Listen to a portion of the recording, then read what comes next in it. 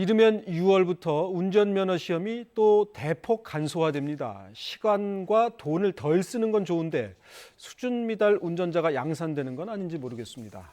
노승일 경찰청 과장 그리고 교통시민단체 임기상 대표 나왔습니다. 안녕하십니까, 과장님. 안녕하십니까? 네, 안녕하세요. 네. 먼저 주요 내용을 김진희 앵커가 간추려 드립니다. 지난해 2월 운전면허 간소화가 실시된 지 1년도 채 되지 않아 다시 정부의 추가 간소화 계획이 나왔습니다. 기능시험에서 코스 시험이 없어지고 운전 전문학원의 의무 교육 시간은 25시간에서 8시간으로 단축됩니다. 또 문제은행 문항이 752개에서 절반 이하로 줄고 10시간 교육을 받은 사람은 아예 학과 시험을 면제해 주기로 했습니다. 비용을 줄이고 손쉽게 면허를 딸 수 있다는 장점은 있지만 안전운전 교육 부족으로 사고 발생률이 더 높아지지 않겠느냐는 우려도 나오고 있습니다. 운전면허 간소화에 대한 여러분의 생각은 어떠신지 문자 메시지 1577-7412 트위터 KBS 뉴스라인으로 의견 보내주시기 바랍니다. 네, 많은 의견 기다리겠습니다. 노 과장님, 그 운전면허 간소화가 지난해에도 한 번 있었잖아요. 이렇게 별로 오래되지 않았는데 또 간소화하시는 이유가 있습니까? 네, 작년 2월에 운전면허를 따기 위해서 의무적으로 받아야 하는 교육 시간을 35시간에서 25시간으로 줄이는 등 1차 개선을 해서 시행을 했습니다. 하지만 아직도 운전 전문 학원을 이용할 경우에 면허를 따는데 아무리 짧아도 9일 이상이 걸리고 비용도 학원마다 다소 차이가 있습니다만은 평균 약 76만 원이 듭니다. 이런 점을 고려해서 서민과 학생들이 생업이나 학업에 지장을 덜 받으면서 보다 짧은 기간에 더 적은 비용으로 면허를 따도록 하려는 겁니다. 뭐 하여튼 일단 시간과 돈은 절약이 되겠군요. 그렇습니다. 네, 그 어느 정도로 보세요? 이제 그 효과가? 우선 지금 기간 면에서 운전 전문학원을 이용해서 아무리 짧아도 9일 걸리던 게 최소 2일이면 딸 수 있도록 바뀌고요. 비용도 의무교육 시간이 줄어드는 만큼 아무래도 수강료가 많이 낮아질 것으로 기대를 하고 있습니다. 네, 알겠습니다. 임 대표님, 네. 그 이제 시간과 돈이 덜 드는 건 좋은데 네. 이게 이제 수준 미달이라고 표현하기는 예. 좀 어떨지 모르겠습니다만, 하여튼 운전 능력이 좀 네. 떨어지는 분들이 양산되는 건 아닐까 이런 걱정도 되거든요. 어떻게 생각하십니까? 물론 그 면허 취득이 쉬워지면은 이제 나타나는 문제가 이제 두 가지로 볼 수 있습니다. 교통 안전적인 문제, 그리고 이미 각국에서는 이 방법을 쓰고 있습니다. 교통량이 증가가 되겠죠. 20대가 운전면허를 취득하면 어디 부모를 졸라서 차를 사게 되고 그만큼 차량의 증가가 오고 그에 따른 교통량이라든지 사고는 증가를 합니다. 제가 계산을 해보니까 20대가 면허를 취득해서 평생 동안 어느 정도 자동차를 사용할까? 60에서 70만 킬로예요. 지구를 15바퀴 돌아야 되는데 3살 버릇 여든 가는데 쉽게 딴 면허를 갖고 운전할 때 사고의 위험성이 높을 수밖에 없는 것이고, 지금 미국 같은 경우 우리나라도 마찬가지입니다. 20대의 사망률 1위가 교통사고입니다. 그렇다면 이 운전 면허 취득을 비용을 줄이고 절차를 간소화하는 부분은 좋습니다만은 그에 대한 과학적인 좀 대책이 있어야 될 것으로 보여집니다. 그런 점도 있을 테고요. 또 이제 도로 달리다 보면 그 뭐 속도를 줄이면서 이제 추월을 네. 한다든가, 그러니까 기존에 제가 갖고 있던 운전 상식과는 좀 다르게 운전하시는 분들도 있어요. 이게 이제 운전 능력이 떨어지는 건지 운전에 대한 전반적 이해가 떨어지는 건지 잘 모르겠지만 이런 문제는 어떻게 생각하세요? 어떻게 보면 세대 간의 좀 운전 방법의 차이라고도 보여질 수가 있어요. 이번에 사실 그 운전 면허 절차 간소화보다는 시대에 맞지 않는 부분은 고쳐야 된다고 보여집니다. 지금 그래서 일단은 우리나라가 처한 환경이 OECD 국가 중에서 교통사고 사망률 6위거든요. OECD 국가 평균이 8.2명인데 비해서 10만 명당 우리나라는 12.1명이에요.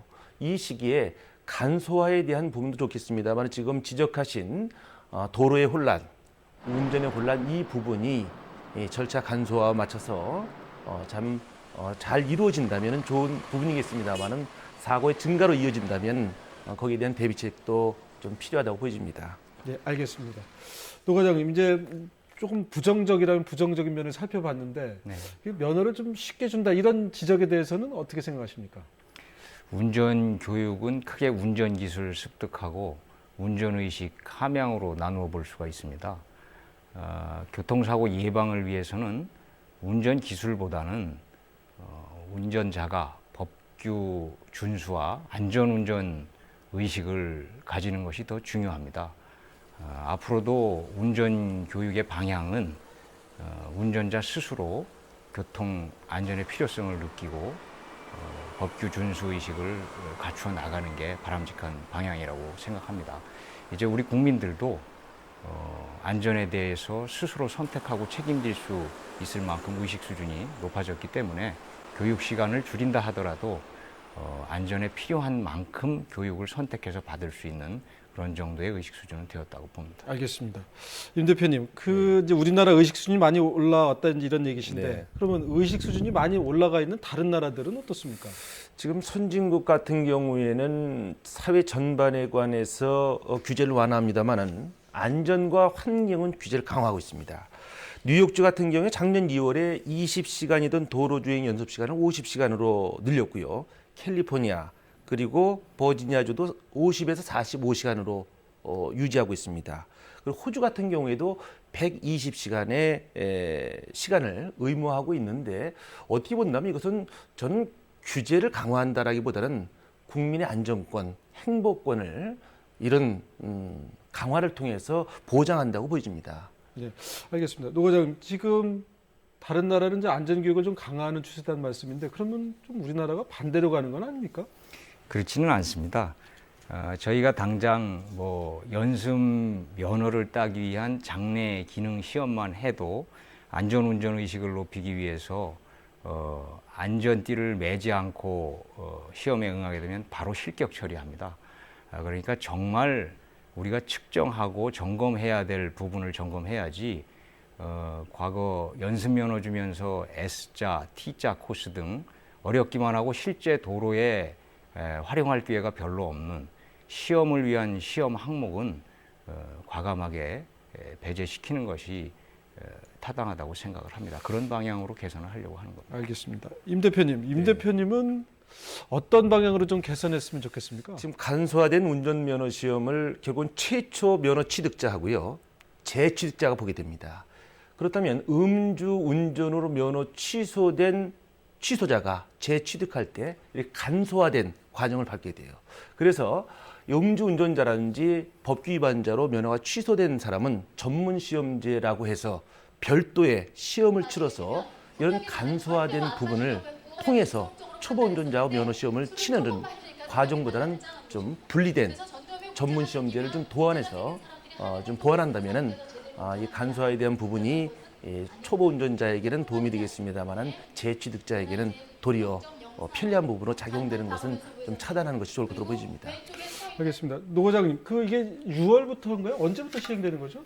예, 예정이? 지금 현재 개정안에 대해서 관련 부처와 협의 중에 있고 4월까지 입법 예고 등 법령 개정 절차를 마치면 전문학원 교육과정도 조정하고 시험관들에 대한 교육도 하고 해서 그런 준비 기간을 거치고 6월 말 시행을 목표로 하고 6월 있습니다. 말이 목표다? 그렇습니다. 예, 알겠습니다. 지금 두 분과 말씀 나누고 있는데요. 시청자 의견 알아보겠습니다. 김진희 앵커.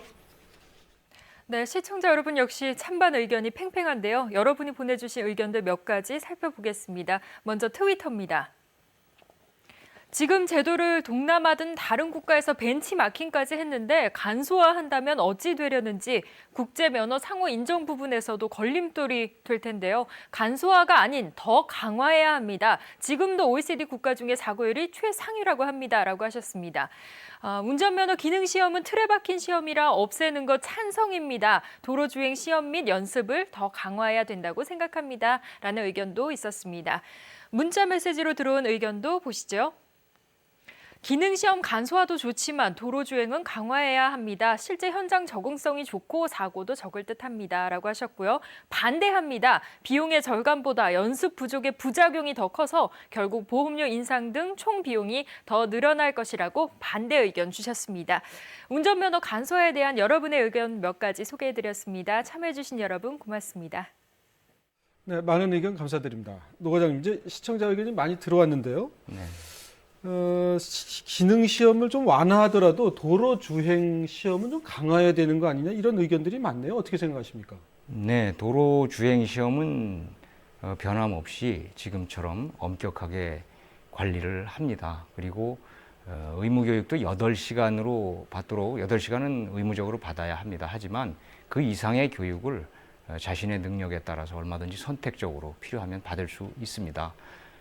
또 선진국 예를 많이 드셨는데 선진국의 운전면허 시험 제도와 사고율을 비교해 보면 의무적으로 운전교육을 많이 받는다고 해서 사고가 준다고 볼 수는 없습니다.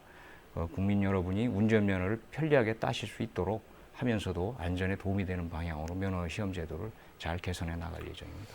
예, 뭐 하여튼 자전거는 뭐 면허증이 없습니다만 자전거를 타면서도 사고가 날 수 있는 것이고 특히 이제 자동차 사고가 나면 인명 피해가 심각할 수 있으니까 그 점도 좀 하여튼 감안해 주셨으면 하는 생각입니다. 오늘 말씀 고맙습니다. 네, 감사합니다. 네, 임 대표님 고맙습니다. 감사합니다.